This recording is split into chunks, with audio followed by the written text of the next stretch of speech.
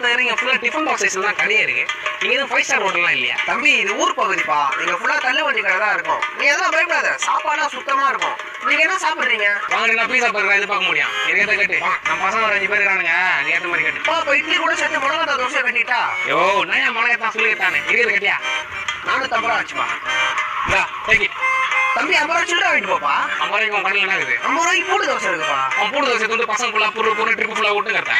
என்ன பண்றான்? அந்த பூண்டு தோசையை பார்சல் கட்டி உங்களை தூக்கி போட்டுரு, காசு கொஞ்சம். டேய் அந்த மாடு கம்மி தண்ணி ஊத்து.